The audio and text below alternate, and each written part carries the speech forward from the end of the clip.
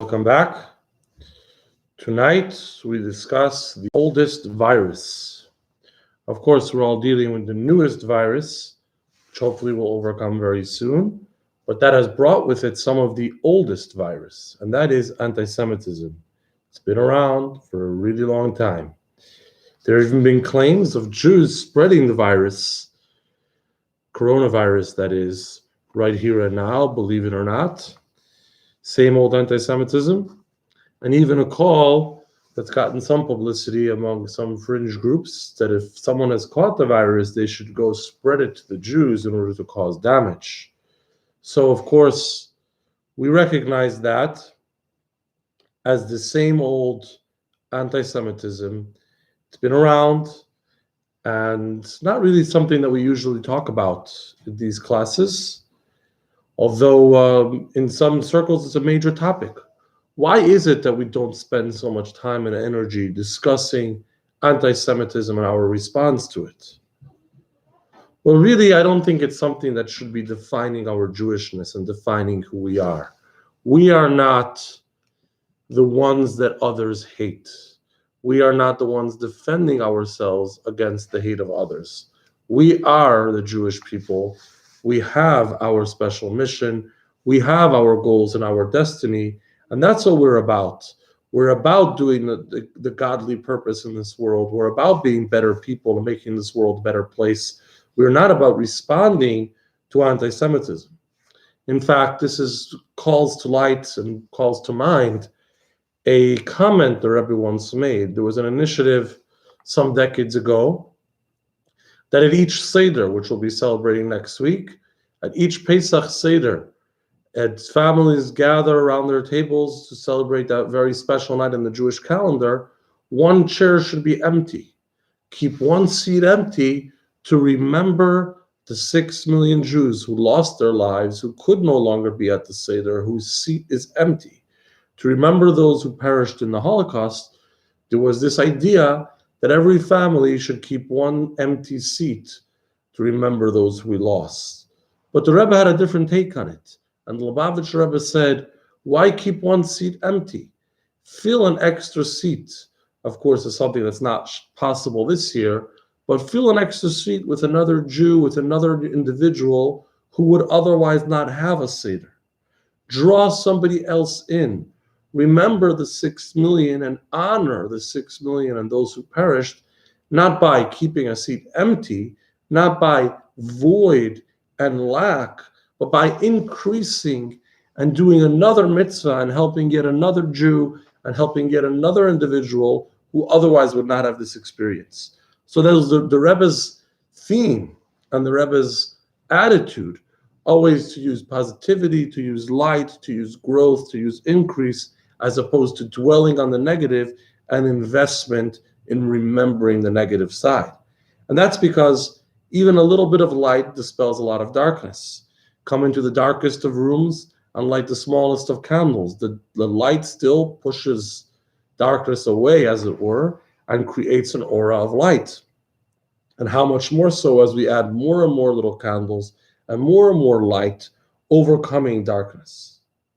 So that's why we often don't talk about anti-Semitism very much, and you won't hear it as much of a topic in this kind of class.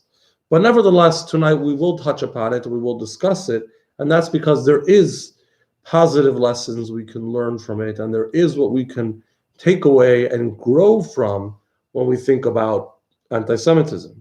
So the first question that many of you may have is why we're calling this a virus.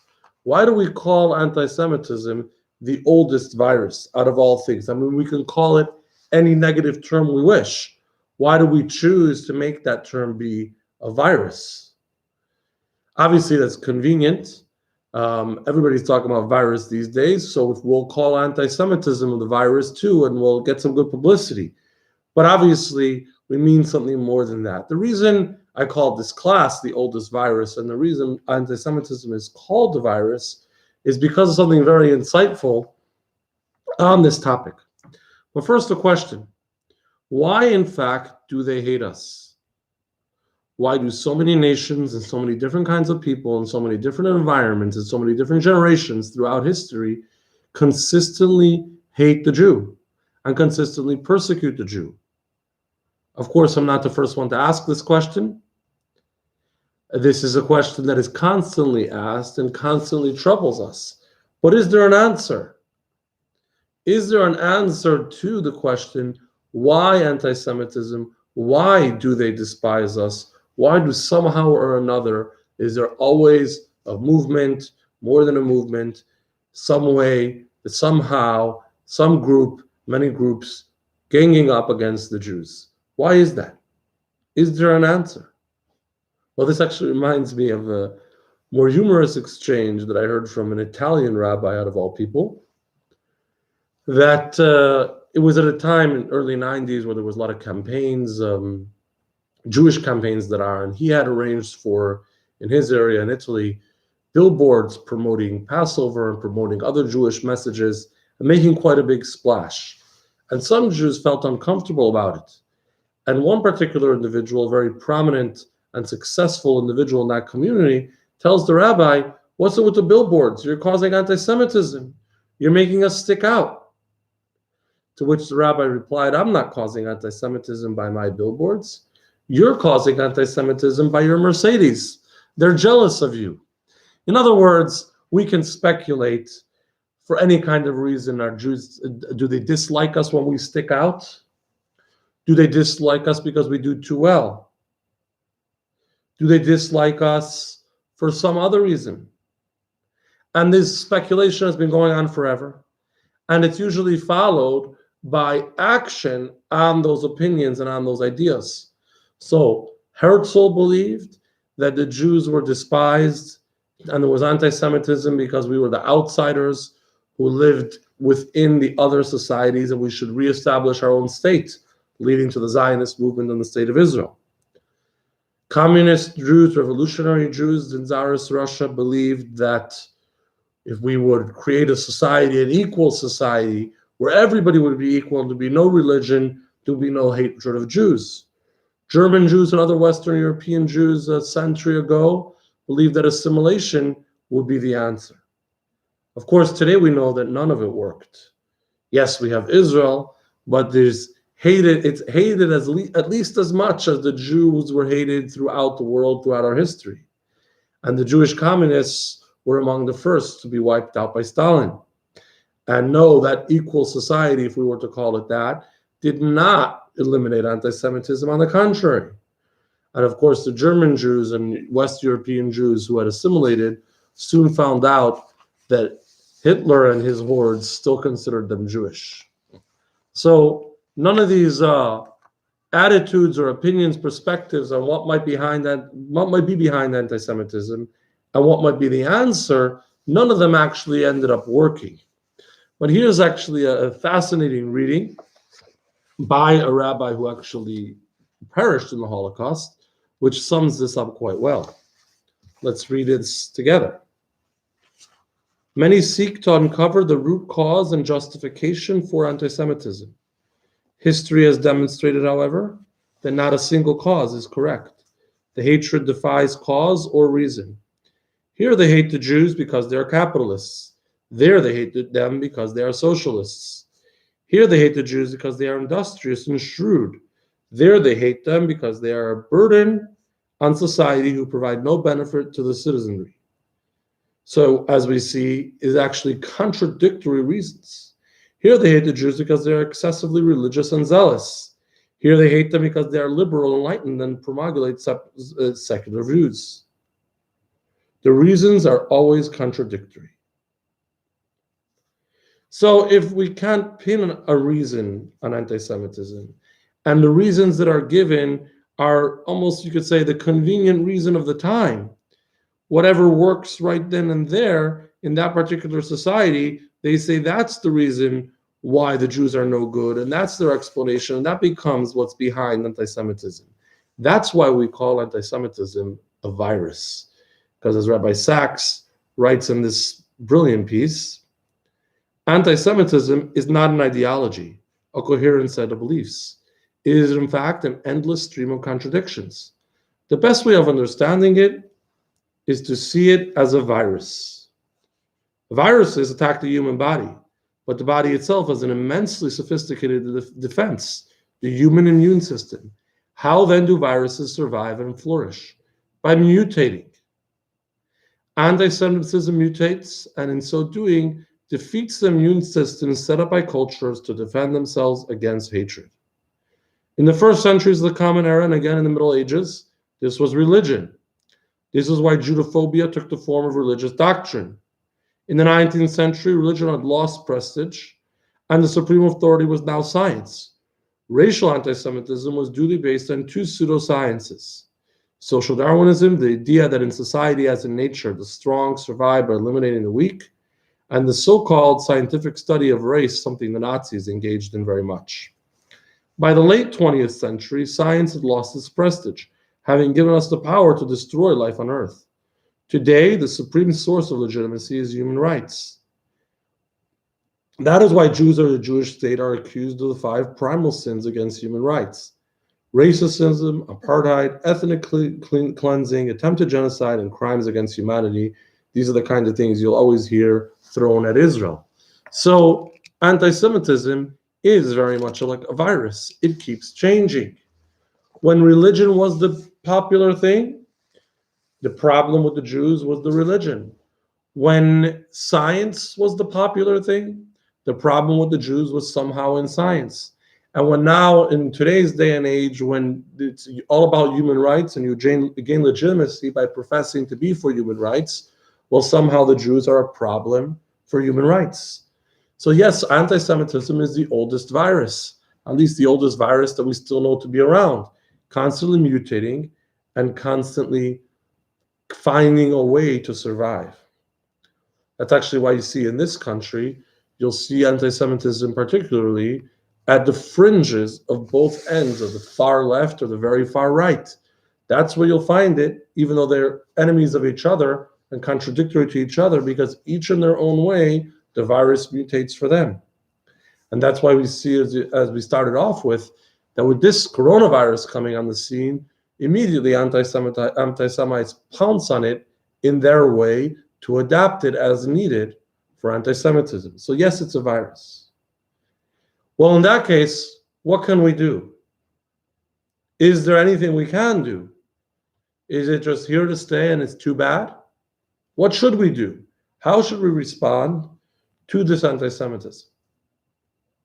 Well, maybe the first thing is, unlike some of those examples we talked about earlier, maybe the first thing is to recognize this, is to understand that that is the reality, and to go from there.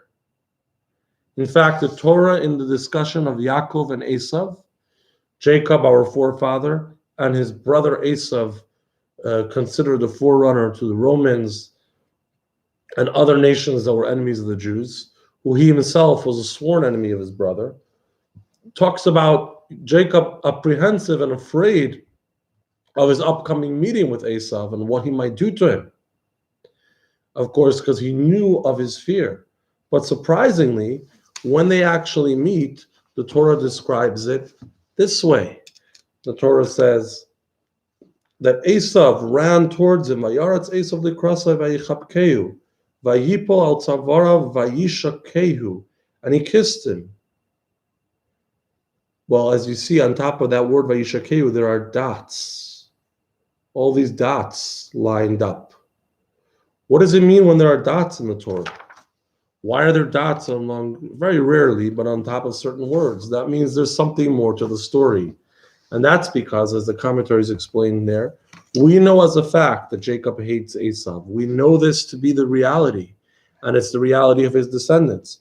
It happened on that particular occasion, for whatever reason, that he was positive to him, and he did hug and kiss him and spare him, although he had originally planned to kill him.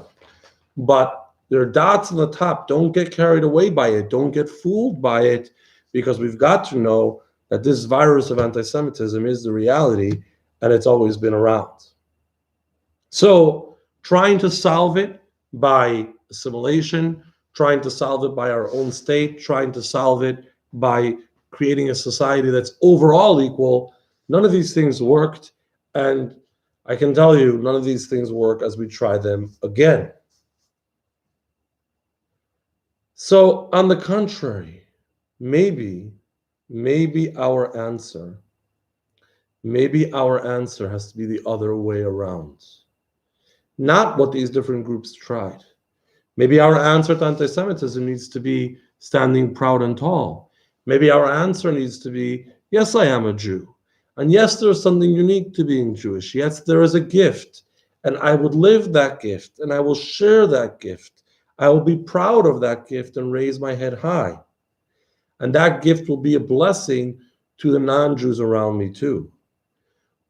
Look around and see when that is actually done. It actually brings respect for the Jew, if not outright affection. It actually brings respect and even appreciation.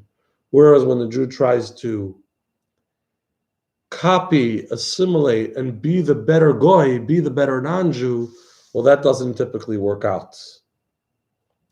In fact, this is the blessing inherent in the famous verse where Bilam says of the Jewish people, Hen am levadad yishkon, a nation that dwells alone. A nation that dwells alone, ubagayim lo yischashav, and not counted among the nations, describing the Jewish people as a people that's always different, that's always separate. Now, is that something positive or something negative? Is it good that we're always different? Or is that our problem that we're always trying to solve? Well, interestingly, the Rebbe discussed this with a man who you might recognize as Yitzchak Rabin. Let's play this clip, the real sophisticated way, where I'm going to show you the screen video of the video. Sorry, my technology is a little behind. Yitzchak Rabin was Prime Minister of Israel and served as Israel's ambassador to the United States in the early 1970s. I was asked by the President of the State of Israel, President Shofar, to be his representative, the representative of Israel, to convey to the rabbi the congratulations, the blessing of the State of Israel for his 70th birthday. I remember quite vividly this discussion. It started by a question that was put to me by the rabbi, when he asked me, aren't you feel alone as the representative of the Jewish state among 120 countries and peoples that are represented in Washington? From this beginning, the rabbi started to deal with the question, Am levadad yishkon, what has kept the people of Israel always, little bit alone, by choice or by outside pressure or rejection. And I believe for 20 minutes, the rabbi tried to explain to me it's by the two forces, the Jewish faith, religion, and the adherence of the Jewish people. Lamot al Kiddush Hashem as the main force, and of course, in a way, to prevent assimilation, the negative forces helped us not to be assimilated, the combination of the positive and the negative. Then I don't know how we move. So the Rebbe is discussing with him this very verse and trying to get to the bottom of what is it that keeps the Jews separate and what is it that makes the Jew special and different. Is it us or them? With the Rebbe saying that it's both. But interestingly, the Rebbe didn't let go. The Rebbe kept sending this message, as it were, to Yitzchak Rabin. So this is early 70s. In about 76, I believe, he became the prime minister. And the Rebbe sent him an emissary to congratulate him and to talk to him again about this verse, Am levadad yishkon, a nation that dwells alone, and to remind him that Am levadad yishkon, a nation dwelling alone, is not a curse, it's a blessing. We're not offended to be different. We're proud to be different. We're proud to have a gift. We're proud to have something special to share with the world. We're proud to be the Jewish people. It's a blessing. Don't try to blend in. It doesn't work. It brings more anti Semitism. Embrace that blessing. Fascinatingly, and also rather disappointingly, um, some years later, at the Oslo Accords and the presentation of the hope of peace to the people in Israel, Yitzhak Rabin, prime minister again, declared, Lo od am levadad yishkon, we're no longer a nation alone. Now we'll be a nation accepted among the peoples. Of course, we know how that all worked out.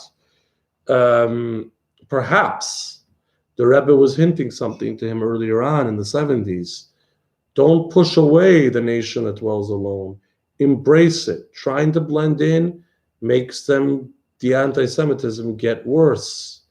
It was that way in Germany. It was that way in the Soviet Union. It is that way in Israel and the other nations relating to Israel today. Don't try to copy the non-Jew.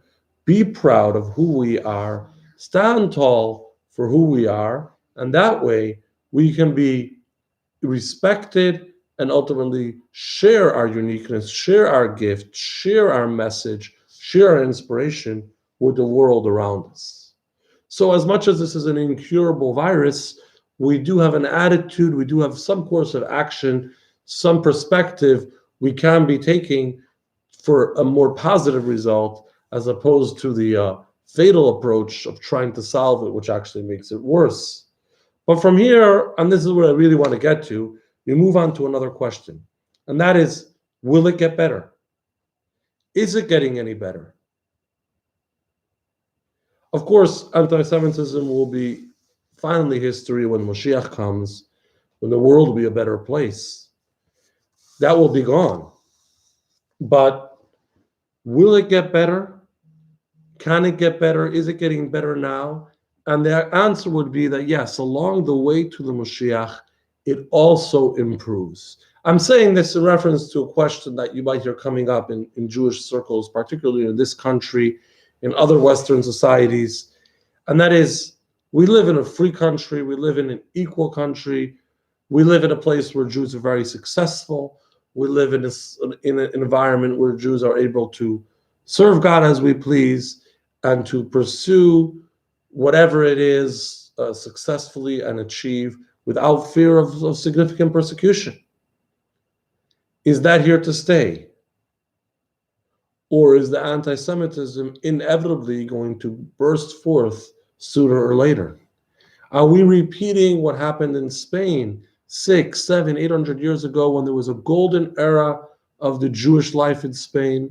Jews were the doctors, Jews were the philosophers, Jews were the highest officials in government, very successful, very wealthy, very well respected, and very, very well learned in the Torah. We have a lot of writings from that time. Are we repeating that where not too long later in the 15th century, total destruction came to Judaism in Spain with the expulsion and the Moranos, and you had the Inquisition burning Jews at the stake for performing Judaism? Is this a never-ending, inevitable cycle? Is it going to happen again in this country sooner or later? Many people believe it will. Many organizations are on alert for that, constantly looking out for some sign of anti-Semitism and ready to nip it in the bud. And don't get me wrong, they do great work. But the Rebbe, the Lubavitcher Rebbe, taught us a different perspective. As we get closer to the Mashiach, as we get closer to a better time, a better world, a world in which we will be respected and admired, we start to see signs of it. We start to see indications, and we start to see progress. We begin to see the Jewish people succeed and rise to prominence as we see it in our time. We begin to see governments and institutions helping Jewish people, helping Israel. The Rebbe pointed out the aid that comes to Israel from the United States, the aid that went to Jews in the Soviet Union and to getting out of the Soviet Union, and a part of the United States and other countries. The Rebbe saw this as part of a trend of improvement, A trend of, yes, the world is becoming a better place. Society is getting better, although we tend to see the negative, especially at times like the present. But we are making progress. It is getting better. Societies are more helping others more than ever before. Richer countries helping poor countries, whether it's disaster relief and other assistance, more than ever before. Education is promoted more than ever before. The world is less of a free for all. There's some degree, there's a long way to go on that, of accountability more than ever before. These are signs of moving towards a positive place. These are signs of a more civilized world, of a more just world. A little taste, again, with a lot more work needed to be done, of the way it will be when the Mashiach comes. And by the same token, the improved position of the Jewish people in the free world today is because we are getting closer to the time of Mashiach, and it is progress, and it is, with God's help, here to stay. So let's be optimistic. Let's be proud Jews. Let's embrace who we are as Jews, where we are headed as Jews. Let's share that beauty and that richness with those around us, and let's not try to copy and be the better goy. That's not the way that it works. Tomorrow, same time, same YouTube channel, same Facebook page, we will be discussing what's wrong with chametz. So, of course, Passover is coming, and we are aggressively getting rid of the chametz, selling the chametz, cleaning out the chametz, no leaven, no bread. What's going on? Making sense of the no bread rule and what it means to us in our lives. Tomorrow, 8 o'clock right here. And again, as a final reminder, our Seder in a box, which is your opportunity to avoid shopping around and stressing out and trying to get this all together for the Seder night while this virus and sheltering and close down and lockdown is all in place. Stay home, order Seder in a box, and you're all everything you need for the Seder, matzah, the Haggadah, the Seder items, plus multiple options of a delicious kosher meal. Everything will be prepared for you for pickup or delivery in the box, Seder in a box. But you do need to order that today. Today is the final day. So please go on to chabadriverwoods.com/Seder, SEDER. Again, chabadriverwoods.com/Seder, so you can place your order. We will see you tomorrow. Have a wonderful evening.